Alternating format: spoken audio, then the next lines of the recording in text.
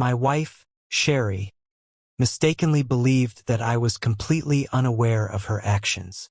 Perhaps she thought I was naive or lacked the insight to notice, especially regarding her growing bond with her colleague, Todd. She was utterly confident that I would passively tolerate her behavior and allow her to deceive me while she pursued her affair. What she didn't realize was that I had been harboring suspicions about her for a long time. I had noticed various changes in her behavior, unmistakable signs of infidelity. Frequent lateness from work, a sudden and provocative wardrobe update, a newfound assertiveness, and a lack of intimacy. These signs did not escape my attention. Our shared hobbies were fading, and my interest in the things we once held dear was waning. Attempts to address this with Sherry proved futile, as my concerns were repeatedly dismissed. She claimed that any issues were rooted in my own insecurity and possessiveness. Left with no other choice, I decided to enlist the services of a private investigator. From the beginning of our relationship, I had made it clear that infidelity was something I would never tolerate. Over our 10-year marriage, Sherry had repeatedly assured me of her loyalty. So, sitting in the office of private investigator Jake Sloan, hearing his conclusions filled me with a mix of relief and dread. When Sloan confirmed that Sherry wasn't yet physically unfaithful, I felt a fleeting sense of relief, but it didn't last long. He cautiously explained that while their relationship hadn't turned physical, my wife was emotionally entangled with Todd. For me, this was just as devastating. Emotional infidelity was still betrayal in my eyes. The private investigator's report confirmed my worst fears. Sherry and Todd dined together exclusively, day after day. They openly displayed affection, holding hands, sitting closely, and occasionally embracing. Sloan had provided numerous photos of them in tight embraces and, in some instances, even exchanging kisses. Rage consumed me as I stared at the evidence. Not only did they frequently share meals, but they also extended their work hours without legitimate reasons. It seemed they were deliberately avoiding returning to their respective spouses, monopolizing as much of their time together as possible. The detective went further, revealing that he had accessed Sherry's emails and messages. Although I knew this was illegal and unusable in divorce proceedings, I couldn't ignore the damning implications of what he found. In our state, proving adultery for divorce was a complex process, but a no-fault divorce required no such evidence. My intent wasn't legal retribution. I simply wanted the truth. Sloan refused to provide me with copies of the messages or even let me view them directly. Instead, he summarized their contents. He assured me that my wife had never spoken ill of me, even when Todd had tried to belittle me. Sherry refused to indulge him in this regard, which, I suppose, was something of a small consolation. Their exchanges revealed a romantic connection, though neither explicitly expressed love. Their conversations were deeply personal, bordering on explicit. Todd even shared photos of his girlfriend with Sherry, which she seemed to appreciate. However, as far as Sloan could tell, Sherry hadn't reciprocated by sending any explicit photos of her own, at least not yet. As I sat in Sloan's office, contemplating my next steps, he delivered the most devastating news yet. Todd's wife was planning to visit her mother's house in the country for 3 days. During this time, Todd and Sherry saw an opportunity to finally be together in an intimate setting. The only obstacle was my presence. They were unsure how to spend the night together while I was still in the picture. Knowing I had no intention of leaving the city, their challenge seemed insurmountable. Yet, they were devising strategies to overcome this. One idea involved Sherry fabricating a story about going away for a girls' weekend. However, she hesitated, fearing that one of her friends might accidentally expose the lie. Reluctant to involve others, she abandoned this plan. Instead, they considered forcing me to leave the city. I bitterly recalled how Sherry had recently suggested organizing a golf trip with my friends, a proposal I declined due to my lack of interest. In the end, they settled on a different approach: honesty. Todd was convinced that, over time, I would become a compliant husband, willing to tolerate their affair in order to keep Sherry as my devoted spouse. He manipulated her into believing that their relationship would somehow improve our marriage, including our intimacy. Todd persuaded her that all she had to do was inform me of her intentions, and I would begrudgingly accept the situation. It was clear that Todd had no idea who I really was. Yet, what shocked me most was that Sherry had succumbed to Todd's manipulative tactics. She should have known that I would never tolerate such behavior. If she didn't understand this, it only reinforced what Sloane had mentioned, that Sherry was mentally unstable. Reluctantly, I agreed with his assessment and headed home, asking him to continue monitoring Sherry's messages and to inform me of any updates. On Friday, Sloane contacted me to share that Sherry was planning to speak with me the following Monday after work. She intended to announce her decision to go on a date with Todd the preceding Friday night. Their plans were carefully laid out: dinner, dancing, and an overnight stay at a hotel, after which Sherry would prudently return to me by Saturday morning. Sherry and Todd rehearsed her entire speech meticulously, trying to convince themselves that I would comply with her request. They anticipated my initial reaction would be anger and frustration, but Sherry was determined to assure me that this would be an isolated incident, despite knowing full well that wasn't the case.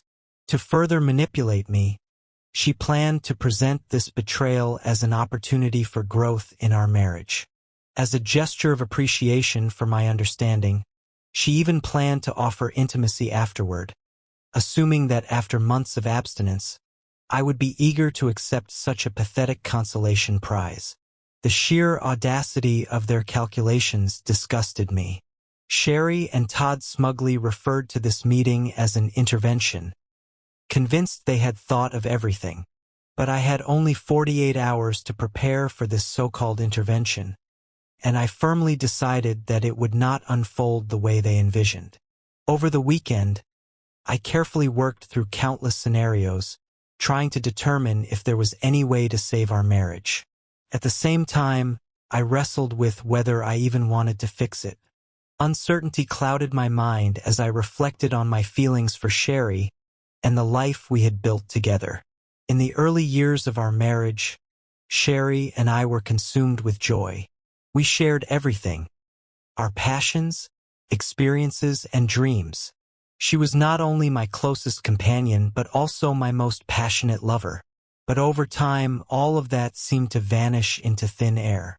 Perhaps it was the inevitable course of life, where permanence is a myth. Or perhaps my idea of marriage was too romanticized and traditional.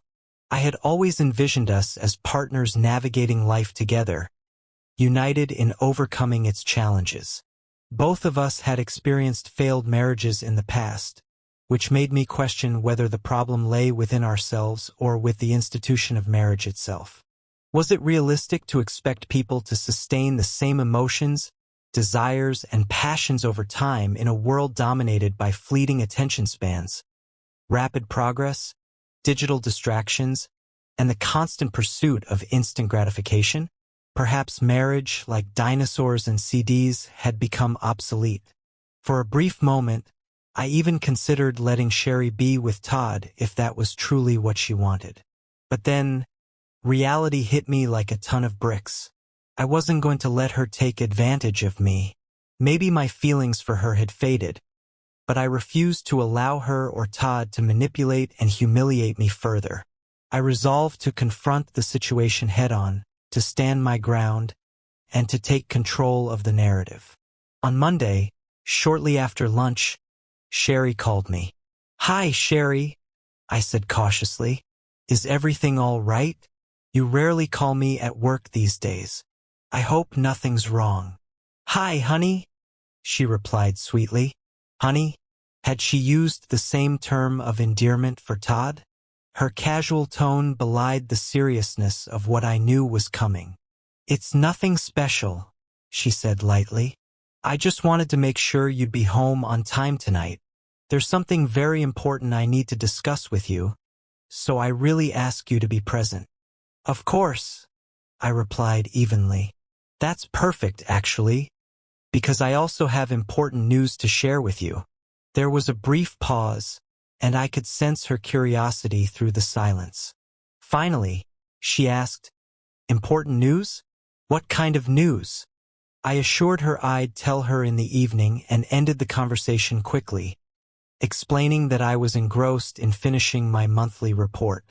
"I need to wrap this up so I can leave on time. I'll see you tonight," I said before hanging up. As soon as the call ended, I walked to my boss's office to request the rest of the day off. Fortunately, he didn't object. I had preparations to make.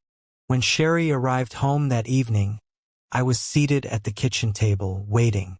I had prepared a chilled bottle of Sauvignon Blanc and set out 2 glasses, keeping my demeanor calm despite the storm of emotions inside me. I heard the garage door open and felt a wave of nervousness and anger as her footsteps approached. Despite my inner turmoil, I remained composed. Sherry entered the room casually, tossing her keys and purse onto the table. I felt an immediate sense of relief when I saw she was alone. Todd wasn't with her, which spared me the unnecessary escalation his presence would have caused. She looked at me, slightly surprised by my calmness, and for a fleeting moment, I wondered if she was second-guessing her decision. But the smug confidence in her expression returned quickly, and I knew she was about to deliver the speech she had rehearsed so carefully with Todd. The stage was set. Little did she know, this wasn't going to play out the way she had planned. With a smile on my face, I greeted Sherry warmly, using the same affectionate tone she had earlier. "Hi, honey," I said. "Welcome home. Would you like some time to settle in before we talk? Or should we get straight to the point?" My directness caught her off guard. It seemed she had expected a gradual approach, not such an immediate confrontation. But I was determined to take control of the situation. Sherry had meticulously planned everything she wanted to say, so my intention was to disrupt her flow and keep her on her toes. Sherry sat down across from me, visibly surprised. "I didn't expect you to be waiting here," she said. "But I guess if we start earlier, we can finish sooner and get on with our evening. Can I share my news with you first, if you don't mind?" I asked, my tone urgent. She hesitated for a moment, clearly unsure of what I was about to say. "No, it's okay," she finally replied. "Would you like a glass of wine?" I offered, not giving her a chance to respond before quickly pouring 2 glasses. I placed one in front of her, and without hesitation, she picked it up and drank half of it in one gulp. As soon as she set the glass down, I refilled it. "So, lately, my mind has been preoccupied with one thing," I began, my voice steady. "I'll be blunt. There's no need to prolong this conversation." I paused deliberately, building tension. Sherry leaned in slightly, her eyes fixed on me. "What's the matter?" she asked, her voice tinged with unease. Calmly and without embellishment, I said, "I want a divorce." The words hung in the air, and I waited patiently as their meaning sank in. It took about 3 seconds for Sherry to register what I had said. Her expression shifted rapidly, from confusion to shock and then to fear. It was as if the ground had been ripped out from beneath her. Terror gripped her, but she didn't dare ask the reason outright. Her thoughts were written all over her face. Her affair with Todd, the lies, the betrayal. She was unraveling before my eyes. "Why?" she finally stammered, her voice trembling. The words felt like a dagger as I spoke them. "I don't love you anymore." Her face twisted in confusion, as though she was trying to comprehend my statement. "What are you saying?" she gasped. The shock in her voice made it clear she wasn't prepared for this moment. "I've stopped loving you," I repeated, my voice calm but resolute. Deep down, I knew exactly when my love for her began to fade. I had suppressed this realization for as long as I could, but now there was no avoiding it. "What do you mean?" she asked, her voice on the verge of tears. "Do you remember the early days of our marriage?" I asked, leaning forward slightly. "Do you remember how we spent every minute together? Whether it was a trip to the store, watching a movie, or just strolling through the mall, we were inseparable. It felt like we couldn't bear to be apart." Sherry nodded, her expression softening as she reflected on the past. "Yes, I remember," she murmured. "Even when we were busy, we made time for each other." I continued.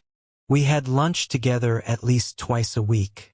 I would spend my days longing for your presence, counting the hours until I could kiss you and feel your touch. We had common hobbies, even when it wasn't something I was particularly interested in, like those pottery classes you insisted I join." A faint smile crossed her face as she remembered. "You didn't even like pottery," she said quietly. "It wasn't about the pottery," I said. "It was about being with you. Watching you create something with such enthusiasm brought me joy. And the same goes for those stubborn Christmas village buildings we painted together. Do you remember? We bought about 12 unpainted houses and turned them into a beautiful display. It was painstaking work, but it didn't feel like work because we did it together." Sherry nodded again, her eyes welling up with tears. "Yes, I remember," she whispered. I pressed on, not giving her room to escape the memories. "And the evenings we spent at the table, painting each tiny tile? You always insisted your creations were better than mine. And those nights coloring the posters you brought back from your trip to Myrtle Beach. Do you remember how much fun we had? This was before adult coloring books were even a thing. We had an extensive collection of colorful pens, and we spent hours bringing those images to life." I paused, letting the weight of my words sink in. "But like those pens, Sherry, our love eventually dried up and withered away." Sherry's shoulders slumped, and she shrank defensively. "But I still love you," she protested weakly, her voice cracking. I ignored her attempt at a rebuttal and continued. "Our friends used to envy us. They'd tell us how lucky we were to have such a strong bond. We were inseparable. Do you remember those long walks, hand in hand, even when it was for something as mundane as buying a new trimmer? We couldn't get enough of each other." Her tears were falling freely now, but I wasn't finished. "Sherry, I don't know when it happened exactly, but somewhere along the way we lost that connection. Maybe it was inevitable. Maybe we let life get in the way, or maybe we stopped trying. But whatever the reason, it's gone now. And I can't pretend anymore." Her sobs grew louder, but I sat there, steady and unyielding. This wasn't the conversation she had rehearsed with Todd. This wasn't the intervention she had imagined. The reality of the situation was crashing down on her, and for the first time she realized she wasn't in control. Standing in line at the hardware store, I remembered how you always accompanied me, and when it came time for you to shop for clothes, I reluctantly tagged along, waiting patiently outside the fitting rooms. Deep down, I knew you hated me being there. It was evident in the way you buried yourself in your phone, barely paying attention to the clothes you tried on or to my presence. But that didn't matter to me. I found you beautiful in everything you wore. I wasn't there for the clothes, I was there for you. I could have stayed home watching sports, but instead, I chose to be with you. I remembered how we used to discuss how other women in the neighborhood spent their time, at bingo nights or hen parties, but you never expressed an interest in joining them. You explained your reasons for avoiding those activities, and they touched me deeply. As Sherry wiped a tear from her cheek, the memory returned to her. "Yes, I remember," she said softly. You said you'd rather spend time with me than with anyone else. We often climbed under the covers and watched your becoming a man. I love that movie, she added, her voice trembling as she fought back tears. We must have watched it hundreds of times, I remarked, filling her glass again. Sherry's eyes lit with determination as she declared, I still want to watch it together. The thought of divorce haunted her, and she finally confessed, I don't want this to happen. I always imagined us growing old together, embarking on new adventures, taking cooking or ballroom dancing lessons, or simply enjoying each other's company in bed, lost in the pages of a good book. But now we're drifting apart. Sherry reflected on our situation, her voice tinged with sadness. I can't even say when it all started. I looked into her eyes, my voice heavy with emotion. Our daily routine changed so radically. We used to have dinner together 2 or 3 times a week, but now it's become a rarity. The reason for those changes, Sherry, was you. You once told me you didn't have time for lunch with me outside the office. That was a lie. You had time for lunch, but you spent it with someone else. Her eyes flickered with guilt, but she remained silent. Gradually, we stopped having lunch together altogether. I started dining with my colleagues instead, and over time I began to enjoy their company. Perhaps too much. I'm not saying this to blame you entirely. I just didn't want this conversation to turn into a confrontation or a lecture. I paused for a moment, carefully choosing my words. Our priorities shifted.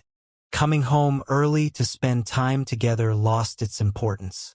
We started working later and later, and when we finally got home, we were distant. You asked me earlier why we didn't discuss this before, and maybe you're right. You said, if I'd known it mattered to you, I would have made more effort to have lunch with you or come home earlier. And I agree with you, Sherry, but I've expressed those thoughts countless times before. What I long to understand is why spending time with me didn't mean the same to you.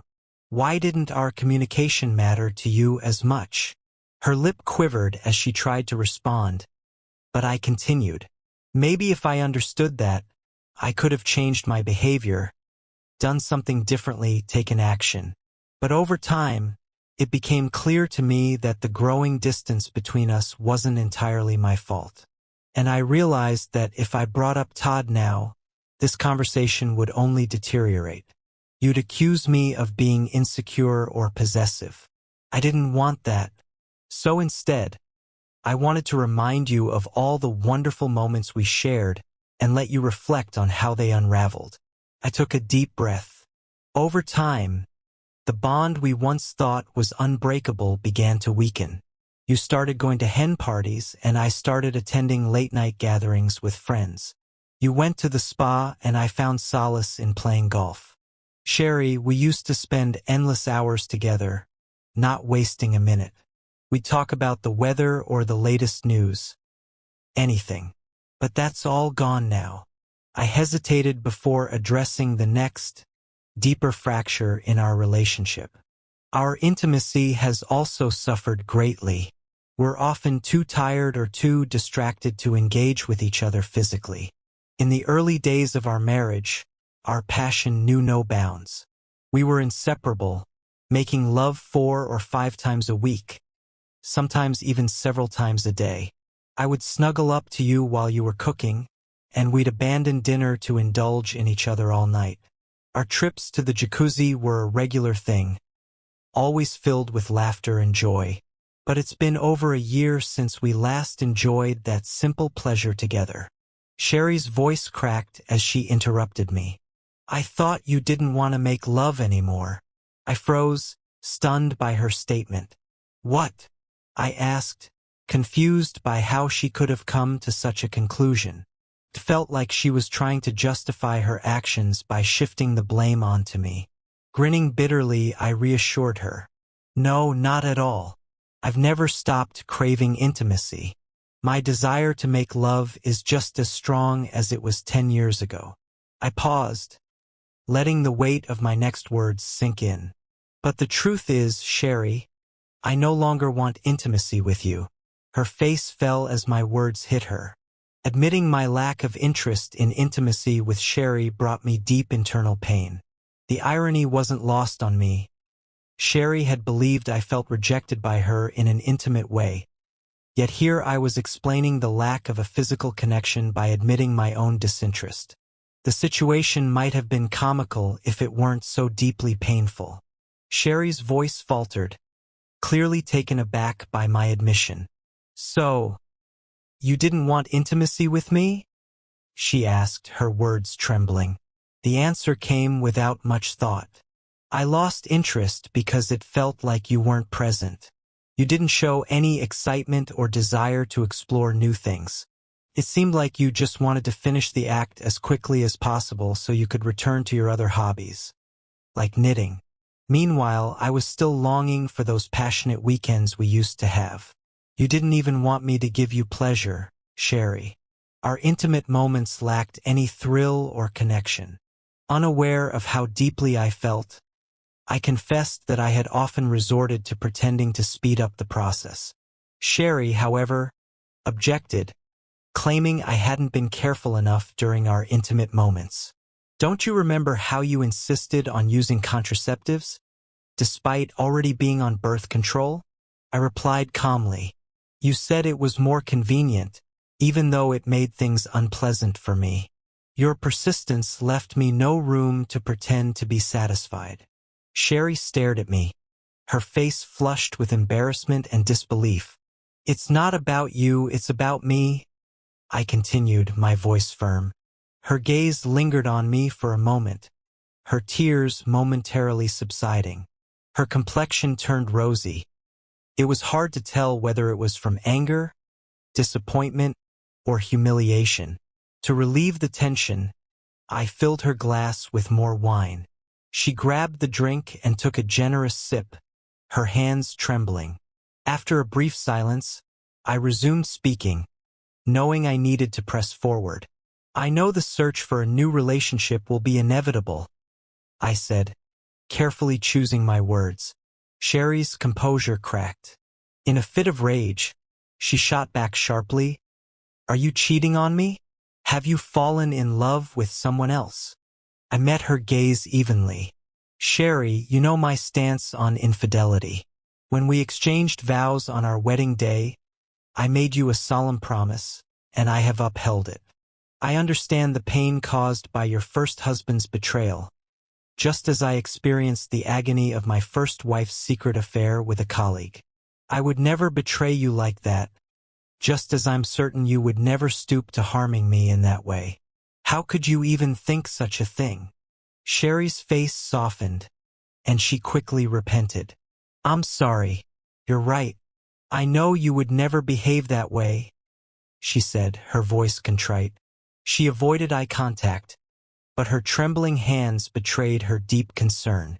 With a calm voice, I continued, let's refrain from intimacy until the divorce is finalized. Her head snapped up. What do you mean, divorce? She asked, her voice cracking. I kept my tone steady. This brings me to an important point. I've already met with a lawyer and completed the necessary paperwork. You'll be served the papers on Friday. Sherry's face filled with confusion and despair. Wait, what? She cried. I couldn't help but smile faintly and repeated myself. You'll be served with the divorce papers on Friday. It's for the best, really. This way, we can both regain our freedom and pursue our own desires. She shook her head vehemently, her voice rising. These 10 years haven't been a waste for me. I don't want this, I don't want a divorce, she exclaimed. Come on, Sherry, I begged softly. Deep down, you know you want this as much as I do. Let's face the truth. It's been a long time since you've wanted to be by my side. Our wedding was a decision you've come to regret. I'm not the person you truly want to be with. But she refused to agree. No, I don't want a divorce, she said firmly, her voice trembling. It's not as simple as just wanting it. You can't initiate a divorce based on your own desires alone. I don't want this. I want to stay married to you indefinitely. My love for you is still strong. I sighed deeply. I'm sorry, Sherry, but my love for you has faded. Her tears fell freely as she listened, her hands clutching the edge of the table for support. Fortunately, I continued, we live in a no-fault divorce state. This means we can split our property equally, and both of us can get a fair share. There's a small chance one of us could get more than half the assets, but only if we could definitively prove adultery. But neither of us is cheating, and it's unlikely either of us will stoop to that level before Friday, right? So we can part cleanly and amicably. Sherry's expression grew more desperate. No, you're in too much of a hurry, she said, her voice shaking with disappointment. I'm at a loss. Please, stop, she begged, her voice echoing off the walls. Don't worry, I reassured her calmly. I've already packed my things. I'll stay in a hotel until I find a permanent place to move. You can stay here until the house is sold. But Sherry's desperation grew. Wait! Damn it, please! She screamed. Please wait. There's no need to hurry. I shook my head, standing firm. Isn't there? I asked softly. We shouldn't put this off any longer. We have to take care of everything by Friday, don't we? Her reaction was instant.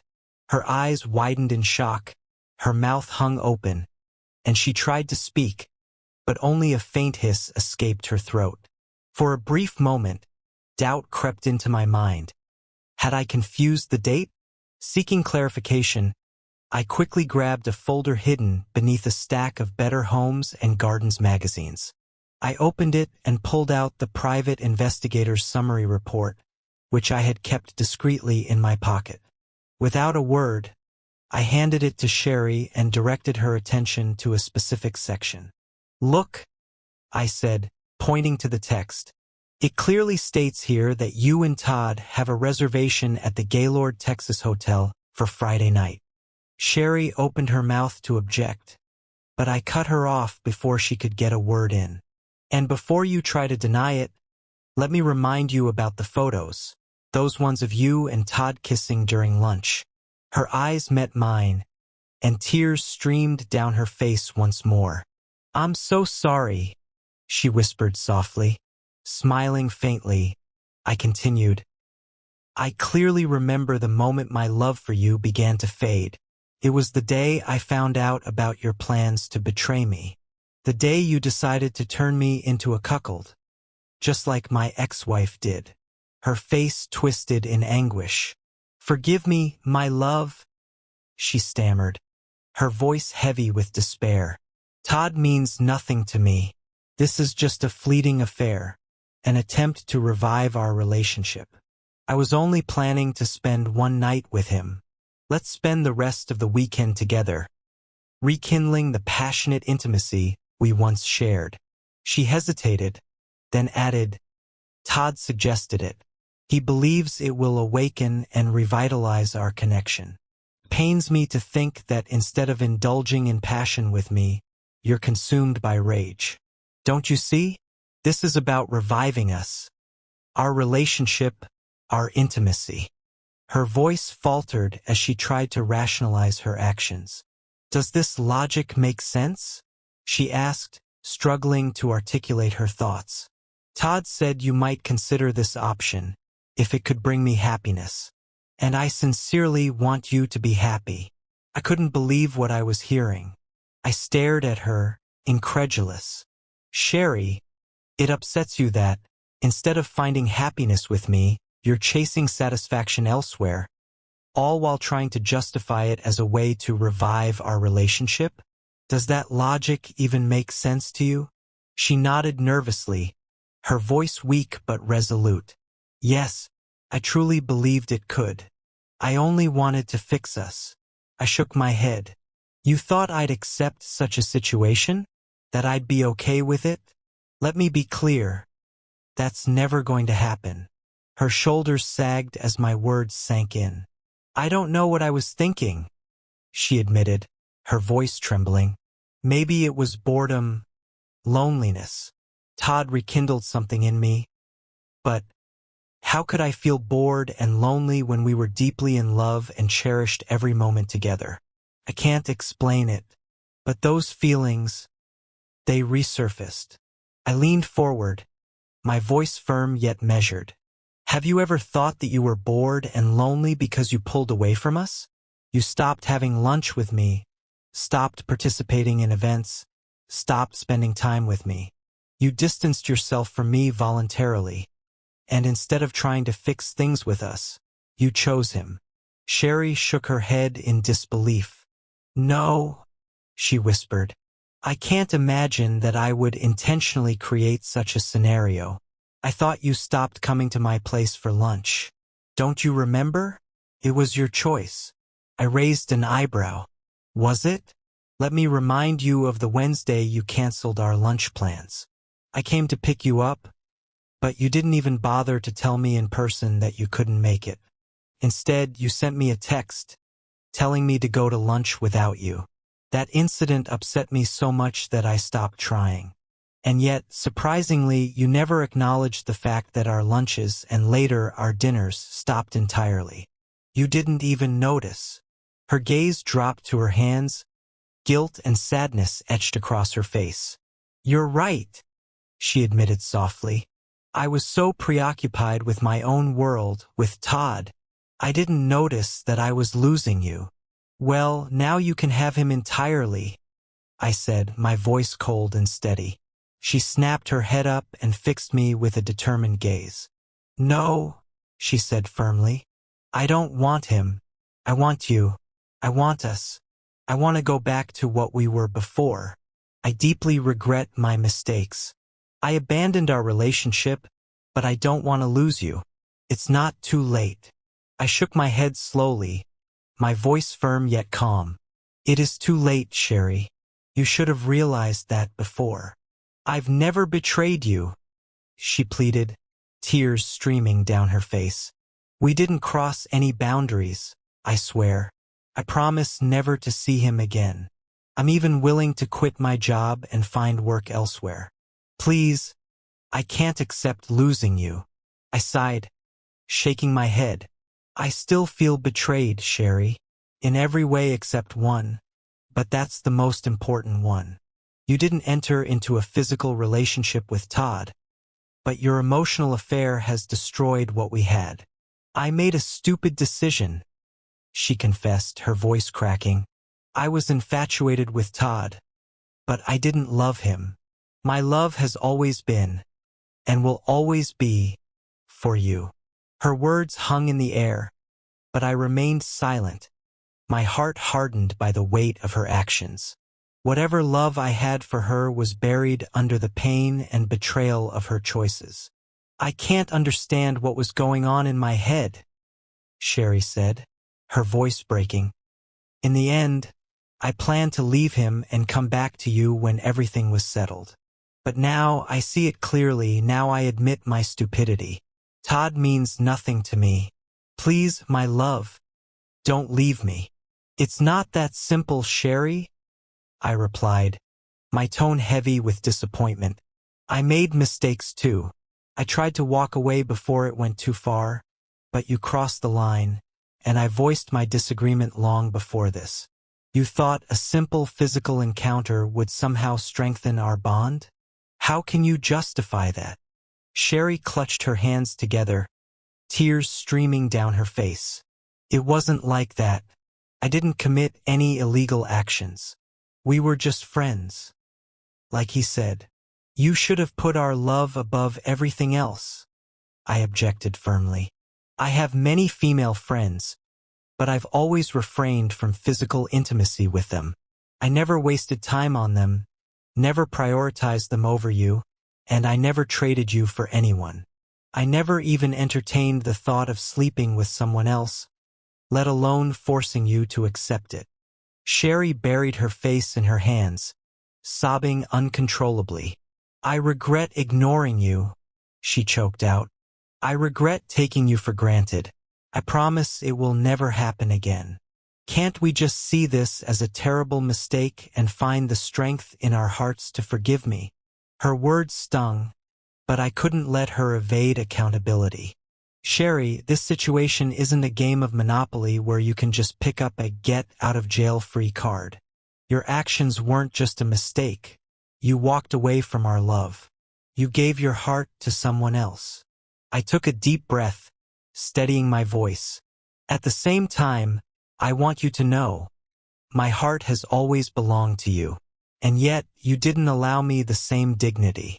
You didn't give me the chance to fight for our love because you went too far.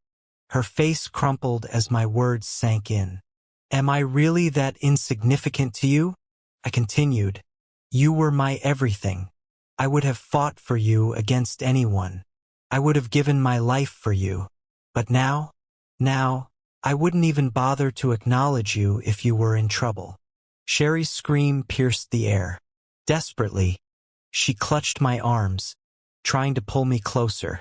No, please don't think like that. I'm really sorry. Please forgive me. Her words echoed in the room, and I finally replied, I think I believe you're sorry. It shows me you're not completely heartless or self-centered. But that doesn't change the result. Please, she begged, her voice breaking. Please don't end this. Don't walk away. Sherry, I said, my voice calm but firm. This was your decision. I believe you sincerely regret it, but my love for you has faded. Our relationship is over. But don't get upset. You still have Todd to comfort you. Between her sobs, Sherry dropped a bombshell. Todd is married, she confessed. He only wanted a physical relationship, not something serious. A grim smile spread across my face. Well, maybe his perspective will change now, I replied. I'm sure when he gets home today, his wife will have something to discuss with him. It's interesting, isn't it?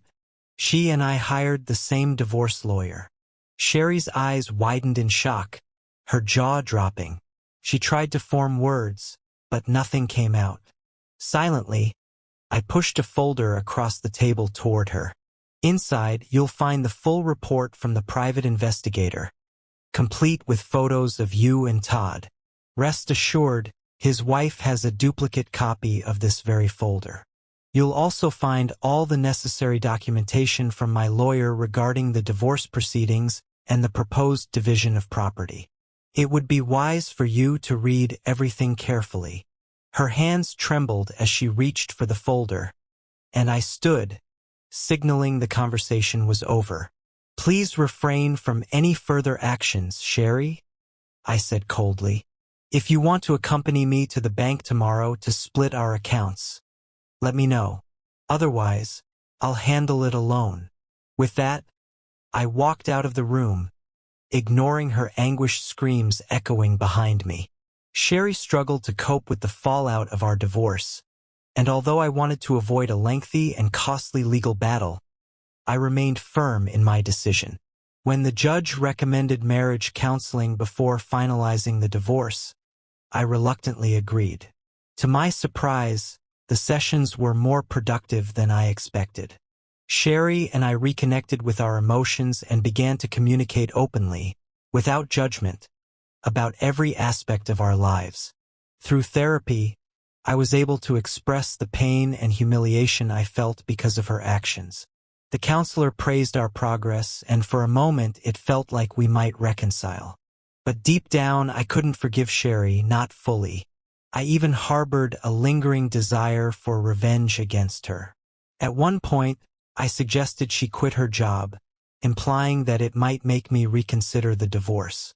She refused, and in truth, my suggestion had been disingenuous. I didn't want reconciliation. I wanted her to lose the career she valued so much.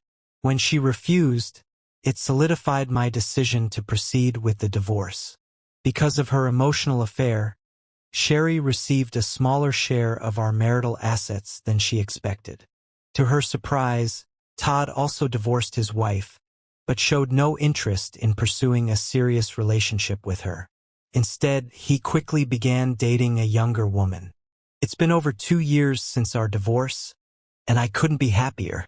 I've moved on, enjoying life and embracing new experiences with different women. Sherry, on the other hand, is still searching for someone to start a family with. Sadly for her, no one sees her as a potential wife. She's become nothing more than a temporary fling for the men she meets. Story 2. I must admit, this year has been challenging. Not only for my wife, Lori, but for everyone in our family. I dedicated 16 years of my career to Van Screw Nut, where we specialized in custom fasteners. Unlike ordinary consumers, companies that manufacture goods cannot simply purchase screws from the nearest hardware store. Everything must be tailored to their specific requirements. I started my career in the sales department and gradually worked my way up to sales manager. It was a fantastic position that brought me both job satisfaction and substantial income. I consistently met all 4 quarterly quotas, striving for excellence in my role. With such consistent performance, I fully expected to receive a year-end bonus exceeding $100,000. However, the constant relocation of manufacturing facilities abroad began to disrupt our market share, creating significant challenges for the company. Despite these challenges, thanks to my efforts in assembling a dedicated and hardworking sales team, we consistently outperformed the previous year. About a year ago, an unexpected meeting was called, gathering all the key figures in the company, including myself. During this meeting, we were shocked to learn about the retirement of the company's owner and the ongoing secret negotiations with a California-based conglomerate to acquire Van Screw and Nut. The news stunned all of us, but we were reassured that nothing significant would change after the sale and that our positions and leadership structure were secure. Unfortunately, this promise turned out to be false. Less than 2 months later, the first signs of trouble emerged as employees began to be laid off. Realizing the company's fate was sealed, I immediately began searching for alternative employment. But fate intervened in an unexpected and unwelcome way. I was abruptly fired before I could secure another job. The termination was swift and cold. They feigned sympathy, patted me on the back, and offered me a severance package of $10,000. Without further ado, they escorted me out of the building. At first, Lori and I weren't too worried about the state of the economy. But as time passed, I began to understand just how much the economic landscape had changed during my years of stable employment. It became increasingly clear that not only had most domestic manufacturing facilities moved abroad, but even the companies that survived were now sourcing their fasteners internationally. I couldn't help but wonder how our economy remained resilient amidst these shifts. But my immediate concern was finding another job. It was during this turbulent period that our 17-year-old son, Lance, became a pivotal part of our story. As he prepared to graduate high school, we were hit with a wave of conflicting emotions upon learning of his decision to join the Army immediately after graduation. The ongoing instability in the Middle East heightened our fears for his safety, and the thought of his absence weighed heavily on our hearts. However, amid these fears, there was also a bittersweet sense of relief. We would not have to bear the financial burden of college expenses. The harsh reality of unemployment crushed any hopes I had of securing another job with a 6-figure salary. Forced to adjust my expectations, I set more modest goals for myself. Lori and I worked together to find a solution to our temporary financial struggles. Surprisingly, Lori managed to find a job before I did. She was hired as a low-level secretary at a software development company. While her salary wasn't substantial, it exceeded my unemployment benefits and helped ease our financial strain. About a month after Lori started her job, I managed to secure a position as a salesman at Henry Automotive, a company specializing in car parts. Initially, my income was negligible during the training phase, but after completing my training, I officially joined the company. My new job offered a combination of a fixed salary and commission. However, it was clear from the start that this position would not be highly lucrative. The company's highest-paid salesman, who had been there for 12 years, earned only $60,000 annually. This stark income disparity significantly strained our financial situation, which had already been burdened by our previous lifestyle.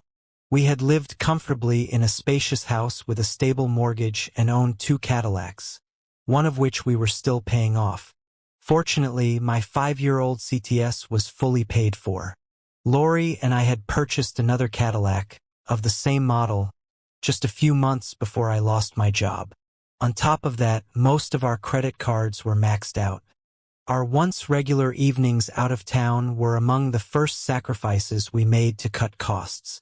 We used to enjoy dinners with friends, dancing and attending shows, plays, and concerts. These outings, which had been far from ordinary dates, were opportunities for us to truly let go and have fun together. We indulged in such activities 2 or 3 times a month, sometimes more.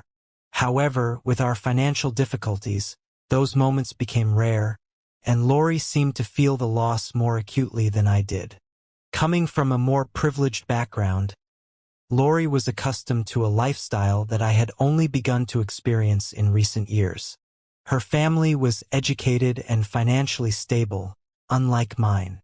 I had grown up in more modest circumstances, and the comforts and joys we shared during our years of prosperity were relatively new to me.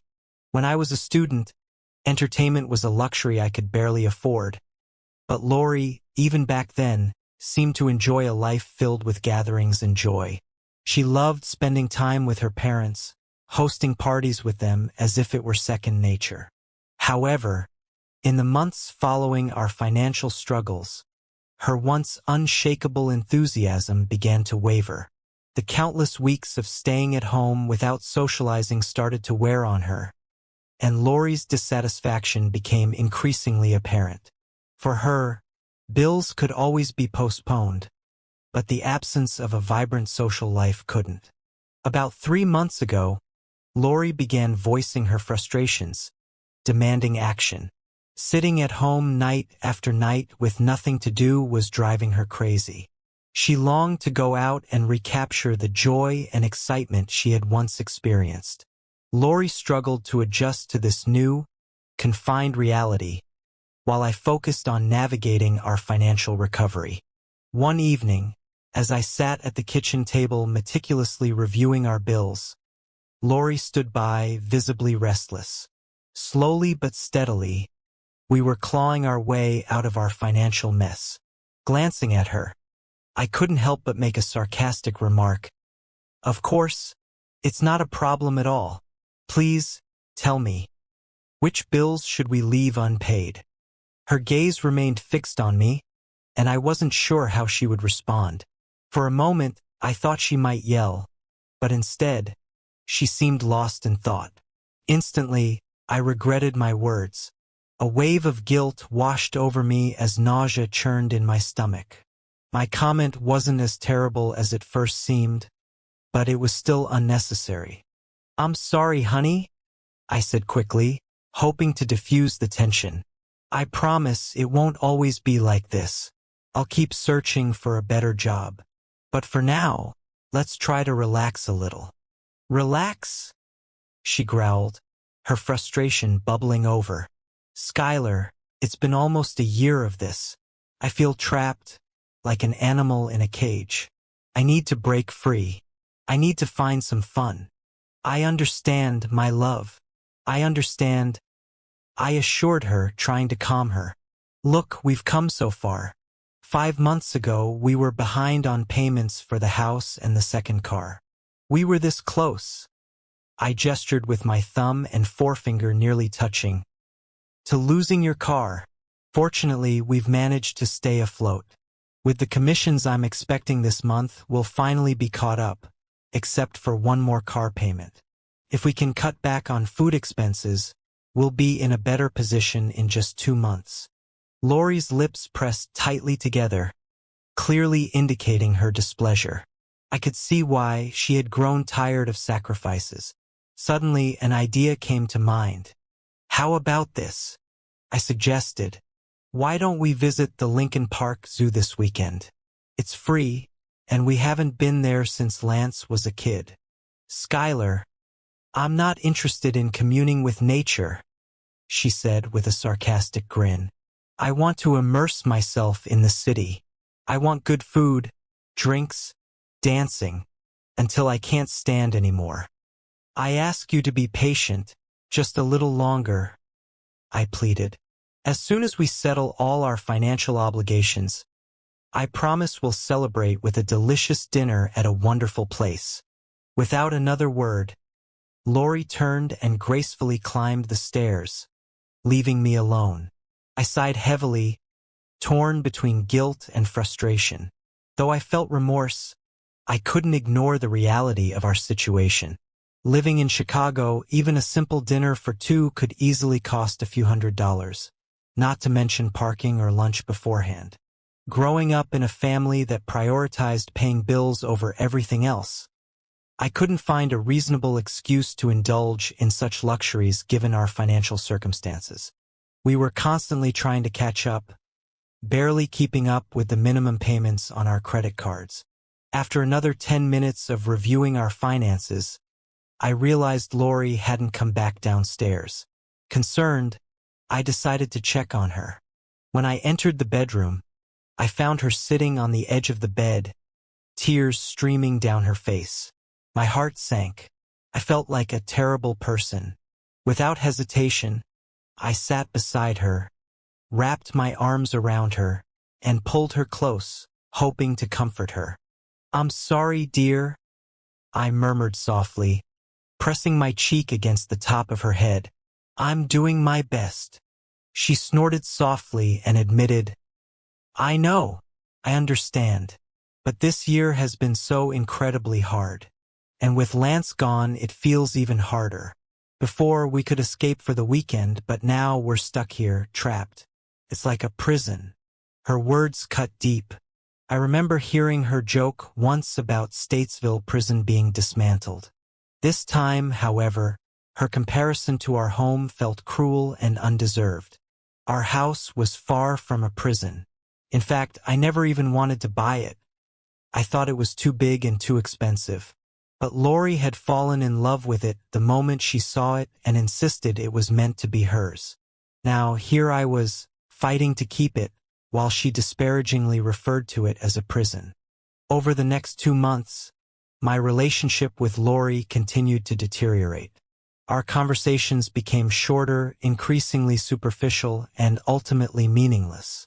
We gradually spent less and less time together in the same room. Even the frequency of our lovemaking dwindled, further straining our bond. Our intimacy had dwindled, and what used to be cries of passion had now turned into sorrowful sobs. The charm that once filled our bedroom had vanished. Lori made it clear that she was unhappy about me not asking her out, but circumstances had prevented me from doing so. Undoubtedly, we both craved some kind of release. While I understood her feelings, I still believed our bills needed to take priority. Her assurances that she would only spend the night in the city did little to calm her growing discontent. Eventually, the tension reached its peak one Friday evening after we finished work. When I arrived home, my spirits were high. I had just signed a lucrative contract, and the excitement of finally being able to enjoy precious moments with Lori overwhelmed me. Unfortunately, I hadn't had a chance to share this news with her yet. As soon as I stepped inside the house, I saw her gracefully descending the stairs, dressed in an outfit more fitting for a big celebration. Amazed, I couldn't help but remark, "Wow!" She radiated elegance, and I couldn't help but wonder about the occasion. "What's the reason for the gorgeous appearance?" I asked. "I'm meeting with my work colleagues. Don't worry about it," she replied. There was a hint of sarcasm in her tone as she added, "They pay for everything." From the very beginning, something didn't sit right with me. A wave of anxiety gripped me, As far as I knew, Lori had never cheated on me. But there was no reason for her to wear the most revealing dress in her wardrobe just to spend time with her girlfriends. After all, my wife was proud and independent. The idea that she would accept her friend's generosity for the whole evening felt odd, almost like charity. In our years together, I knew Lori would only allow someone to cover her expenses in such a manner if it was a date. The hairs on the back of my neck stood on end as my suspicions grew. "So, who are these girls? Can you tell me their names?" I asked. Strangely, she didn't seem bothered by my question. She replied casually, "Just some girls from the office. You wouldn't know them." "But Lori," I pressed, "you still haven't answered my question. I may not be naive, but I can tell when something isn't right. You don't usually dress up like this to go out with your girlfriends. So, who are you really meeting? Is it a guy?" "Come on, don't be silly," she said dismissively. "I already told you, I'm meeting girls. If you don't believe me, that's your problem. You're just being overly cautious because you feel guilty." Before I could respond, a car horn caught my attention. Looking outside, I noticed a taxi parked in front of our house. "Are you taking a taxi?" I asked, trying to suppress my growing unease. "Yes," she replied matter-of-factly. "I plan to have a good time tonight, and we definitely can't afford drunk driving. So I thought it would be wise." My irritation flared. "Do your girlfriends pitch in for the expenses too?" I asked sarcastically. "Yes, actually," she answered honestly. She bent down, giving me a quick kiss on the cheek. "There are leftovers from last night's dinner in the fridge. You can heat them up in the microwave. I may be late, so don't wait up." And with those parting words, she walked out the door. I looked outside, hoping to catch a glimpse of an outsider in the taxi. But when she smoothly settled into the back seat, I saw she was alone. For a while, I tried to suppress my suspicions. Of course, I understood that Lori was upset, but the idea of her being involved with another man felt too painful to accept. After all, we had a child, and our lives were deeply intertwined. I reassured myself that she would never betray me. It just couldn't be true. I turned to the leftovers in the fridge and placed them in the microwave, hoping to distract myself from the emotions surging through me. But as the food warmed up, so did my anxiety. Desperately clinging to the hope that she was just having fun with colleagues, I tried to convince myself of this unlikely scenario. Yet deep down, doubt crept in. Determined to find answers, I went to my computer and searched for information about the taxi service. I quickly dialed the company's number. When the dispatcher answered, I urgently requested information about the location of a taxi that had just left my address. To my surprise, the person on the other end readily provided the information without hesitation. The destination Lori had been taken to was the Plato House on Elmhurst Road. I was very familiar with the place. Lori and I had been there several times. It was a romantic restaurant, complete with intimate, dimly lit corners. It wasn't the kind of place one typically chose to hang out with friends. Rather, it was the perfect setting for a man to seduce his companion. As the microwave bell chimed, announcing that dinner was ready, a knot formed in my stomach. I couldn't shake the thought that Lori might be meeting someone else. I had always believed that in difficult times, husbands and wives should support each other, not turn on each other. It was devastating to think that this wasn't always the case. I even briefly considered going to Plato's restaurant myself. The establishment had two separate entrances. One led to the lounge, and the other to the restaurant. This would allow me to observe the situation discreetly. With determination, I entered through the living room of the restaurant, bypassing the bar, as I wasn't interested in drinks. My focus was solely on the restaurant section. As I walked in, the sight before me made my heart skip a beat. There she was, my wife, sitting at a table with another man. Lori's identity was unmistakable. She was facing me, chatting with him over snacks and a bottle of wine that sat between them. Anger surged through my veins. My gaze locked onto the man, the intruder who was trying to have an affair with my wife. Without hesitation, I walked aggressively toward their table. Even though I was only a short distance away, the man, whom I mentally labeled Mr. Slick, seemed to sense my presence. He hesitated, raising his head, and met my gaze. His confidence visibly wavered, replaced by nervousness. I stopped just a few feet away. Lori turned to see what had captured her companion's attention. "Skylar?"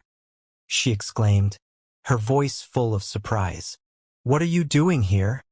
I didn't hold back. My words dripped with contempt. "I came to meet your girlfriends," I said, staring directly at the man. "And who is this?" The man, flustered, slowly stood up. Before he could say a word, I interrupted, my tone sharp and threatening. "Tell me why you're here. You know perfectly well that she's married. Doesn't that mean anything to you?"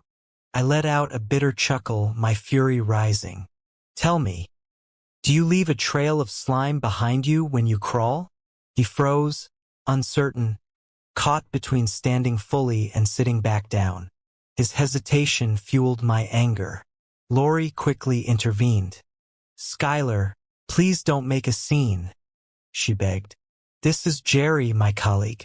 Since you've been hesitant to ask me out, he kindly offered to take me out for dinner.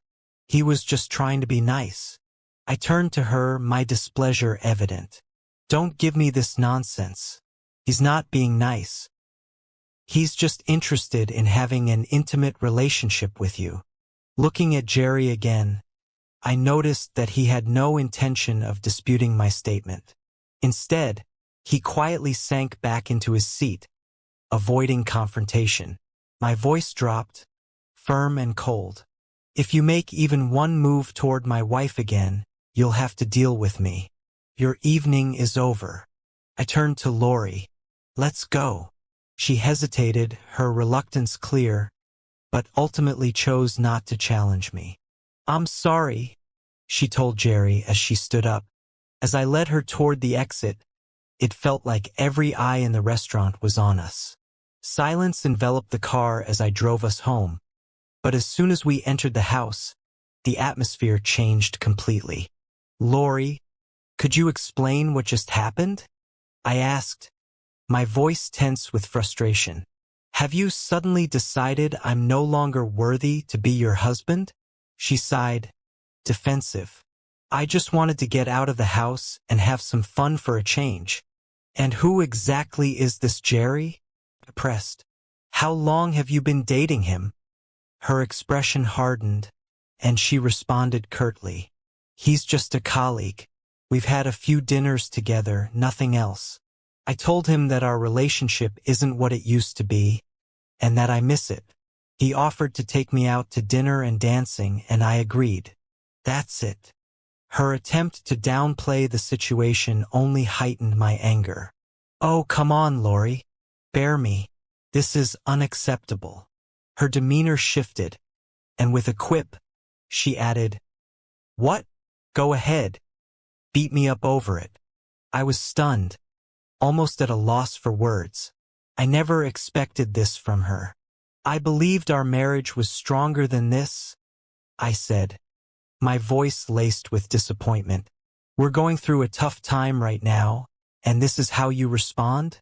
Are you ready to abandon ship?" "Who said anything about quitting?"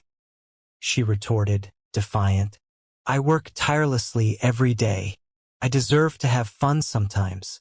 If you don't want to accompany me, why should I turn down someone who will?" "Because you're my wife, damn it," I shouted. "We're supposed to work together as a team. That's why I'm so upset." But she remained silent, her expression mocking my words. Her reaction cut deep, and I couldn't help but feel the cracks in our marriage widening. "So this is what I'm left with in our marriage?" I asked, my frustration boiling over. Being married to a woman I can't trust? Do I have to constantly wonder about your location and your actions when you're out of my sight? Tell me, Lori, what were your intentions for the rest of the evening? Were you planning to have an intimate relationship with him? Her response was sharp and defensive. Of course not. Looking at the woman I'd shared my life with for almost 2 decades, I was overwhelmed by an uneasy feeling. For the first time, I doubted her trustworthiness. I can't believe you, I said, my voice filled with disbelief. The realization hit me like a blow. She had lied to me, claiming she was spending time with friends. She didn't even care that I doubted her words then. So why should I trust her now? Yes, this past year has been difficult, I continued, my tone firm. But a wife should stand by her husband. Do you remember the vows we exchanged at the altar? In good times and bad, in sickness and in health? At this moment, those vows feel hollow. For the first time, I felt complete clarity. I looked her in the eye and said, "Our marriage is over." She stared at me, stunned, before scoffing. Her mockery now had a verbal edge. "Don't be silly. We're having financial difficulties, remember? You can't afford a lawyer, let alone a divorce. To be honest, you can't even afford to move out," Lori said coldly. Although I was eager to respond with a sharp retort, I found myself speechless, stunned by her blatant disregard for me. It became painfully obvious in that moment. She no longer loved or respected me. Unfortunately, some people just don't know how to handle situations like this. After nearly 2 decades, my marriage had collapsed in a single, unexpected moment. Despite tears threatening to overwhelm me, I was seized with burning anger. Without saying a word, I marched upstairs and began resolutely packing my things. Lori, after some time, finally came upstairs, her voice sharp and accusatory. "What does this mean? What are you doing?" she demanded. "I may not be able to buy you dinner," I replied curtly, "but it looks like you don't mind spending the night at a motel." A burst of disappointment escaped her lips, and she stormed out of the room without another word. I continued packing, my resolve unwavering. Bright Automotive, where I worked, had shifted much of its production abroad, though some of the goods were still manufactured in-house. Next to the office, there was a compact factory equipped with a spacious shower room where employees could freshen up before heading home. The office building's reception area even had a cozy sofa, and at that moment, those modest amenities were all I needed: a shower and a place to rest. When I came downstairs with my suitcase, Lori was in the kitchen. She called out to me as soon as she heard the door open, but I ignored her. I didn't want to hear what she had to say. I quickly threw my clothes into the car and drove off, not looking back. About a mile into the drive, my phone interrupted the uneasy quiet with an incoming call. Since I was wearing my seatbelt and the phone was out of reach, I let it go to voicemail. However, my curiosity soon got the better of me. Once I arrived at the office parking lot, I retrieved my phone and listened to the message, expecting tearful apologies or desperate pleas from Lori. To my surprise, that wasn't what I heard. "Skylar, your behavior resembles that of a child," she began, her tone dismissive. "I've made it clear that I have no intention of having an intimate relationship with Jerry, and I stand by my word. Your reaction, demanding to drag me home like that, was unexpected and entirely inappropriate." Her words stung, but I didn't let them deter me. I gathered a few necessary belongings from my car and headed inside the break room at work. I didn't want to make my personal problems public knowledge, so I tried to keep my situation discreet. Even though it was still early, I took refuge in the break room and turned on the TV, hoping to distract myself. But my thoughts wouldn't stop racing. What would have happened if I hadn't gone to the restaurant that night? Would Lori have returned home after some dancing? Or would she have stayed out longer, maybe even gone further? I couldn't know for sure, but my suspicions lingered. Jerry didn't strike me as the type to give up easily. I had a sinking feeling that, given the opportunity, he might eventually seduce her. I gave up trying to watch TV, unable to focus. Instead, I set an alarm to wake up early, knowing I needed to shower and get dressed before the factory workers arrived at 7 a.m. As I lay on the uncomfortable sofa, I thought about my next steps. Lori was right about one thing. I had no money for a lawyer, let alone an apartment. But her contempt for me and our marriage only strengthened my resolve. I refused to admit defeat or return home in shame. To my surprise, the alarm woke me up the next morning, and I was shocked at how well I'd slept, even on what felt like a torture device. After taking a shower and getting dressed, I decided to treat myself to breakfast at Denny's. As I sipped my fourth cup of coffee, a sudden realization struck me like lightning. A simple solution to my predicament. I couldn't believe I hadn't thought of it before. Standing in the parking lot, I quickly grabbed my phone and took a picture. Once back at my desk, I wasted no time posting an ad. 2 days later, I decided to take the day off to run some errands. Knowing Lori would be at work, I drove to our house and rummaged through the filing cabinet, searching for the necessary documents.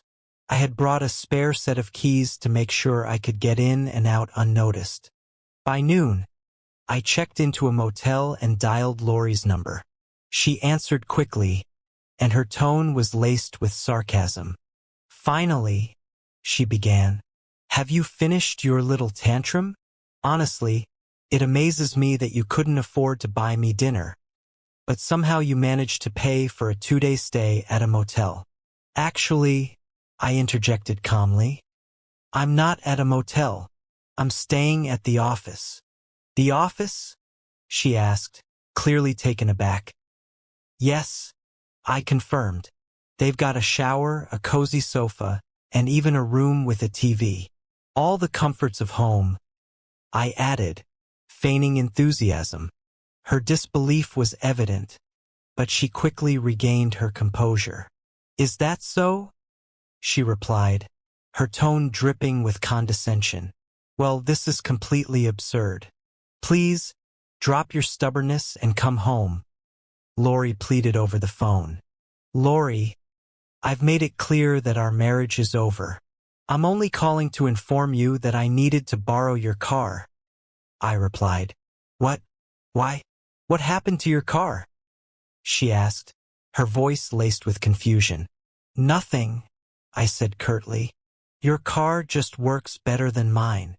There was a brief pause as she undoubtedly tried to make sense of my words. "Skylar, what are you trying to say?" she finally asked. "I sold my car," I said calmly. "I got $18,800 for it. That gives me enough money to hire a divorce lawyer and make a down payment on a condo. But since I'm in sales, I need a car, so I borrowed yours. Today, I visited the house and took my license and the spare keys for both cars, including yours." Her gasp of disbelief was audible. "Skylar, you took my car? What am I supposed to do for transportation?" she exclaimed. "Since both cars were registered in my name," I said firmly, "both cars are in my name, Lori, so I have every right to use them. Don't worry, I didn't take anything unaccounted for. Besides, all the bills for this month have been paid. If you stick to your budget, you should have enough for food and transportation. And if you run out of money, I'm sure Jerry will be happy to buy you dinner, provided you fulfill his wishes." She let out a heavy sigh. "Skylar, please reconsider your actions. I never thought you'd stoop to this level. Lori, you tricked me. You secretly went on a date with another man, treated me with contempt, and didn't show any real remorse when I confronted you.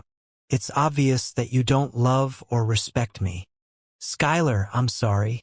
I also regret what I did. We had a good relationship when times were easy, but we let each other down when things got difficult, she admitted, her voice breaking. I was startled to hear her sobbing on the other end of the line, but it didn't change anything for me. The house is registered in both our names, I continued firmly.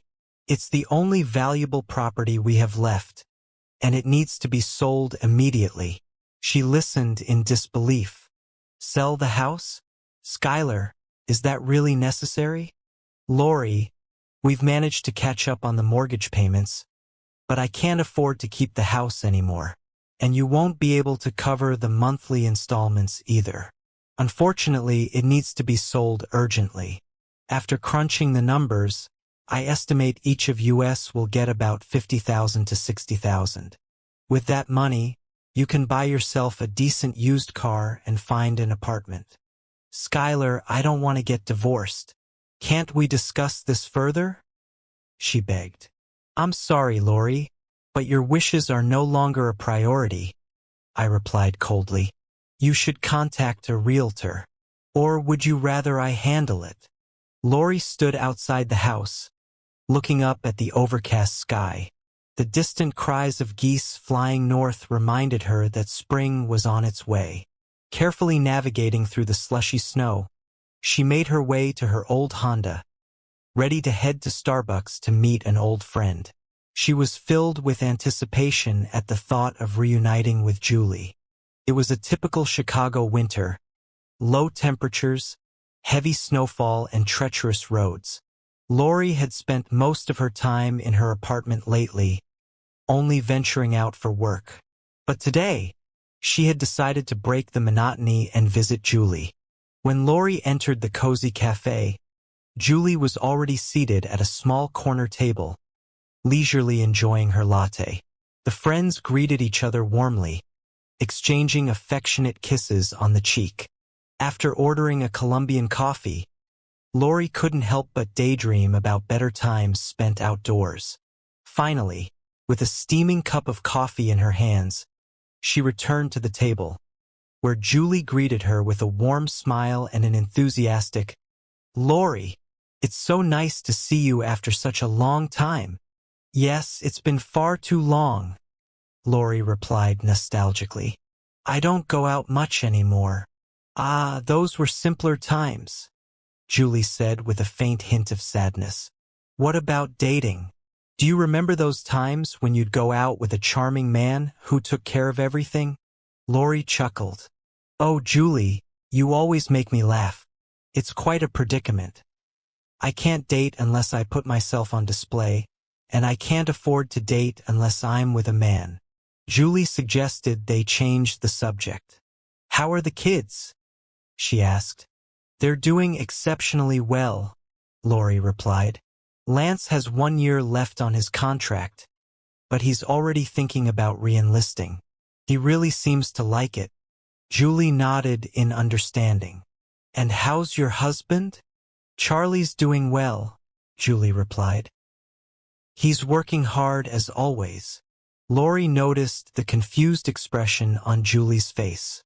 Curious, she pressed further. "What's going on? Tell me." Qley hesitated, her tone more timid now. "Oh, it's nothing."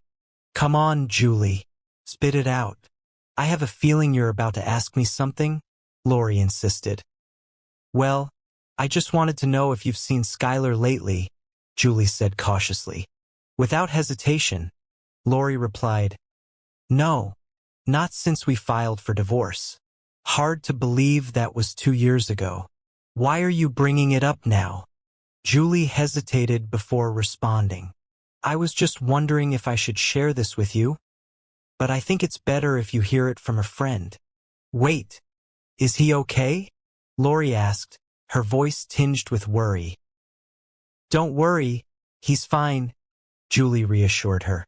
"I ran into him recently, and we talked." "Well, what's the news, Qley? Don't keep me waiting," Lori urged, leaning in with anticipation. Qley sighed and said, Okay, get ready, he's getting married again." The words hit Lori harder than she expected. even though she knew their relationship had ended long ago. Tears welled up in her eyes, and her voice carried a deep sadness that left no room for surprise. "He's really an amazing man," she said softly, lowering her gaze. Reflecting on their past, Lori took a sip of coffee and admitted, "You know, I genuinely loved him. I really did. But the burden of unbearable bills and all the difficulties we faced made me indulge in self-pity. At the time, I let myself get consumed by selfish desires, just trying to distract myself from our problems. It was a huge mistake." Qley remained silent, listening intently. "Skylar was right in so many ways," Lori continued. "He worked tirelessly to make sure we didn't lose everything, but my selfishness clouded my mind. I wanted everything to align with my desires, and when it didn't, I let resentment take over. I remember when he suggested we spend a weekend at the zoo, just something simple, but I brushed it off. I wanted to spend the night in the city instead. It was so unfair of me." Lori paused, her voice trembling. "Surprisingly, he was right about Jerry too. The man Skylar found me with at dinner. Skylar asked me that night if I planned to sleep with Jerry, and of course, I denied it.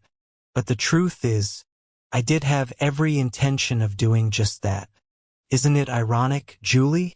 If I could go back and do it all over again, I would handle everything differently." She hesitated for a moment before asking, "By the way, do you know if Skylar still lives in that little apartment he bought?" "No," Qley replied carefully. "He moved out quite a while ago. I guess no one informed you. What's the latest news?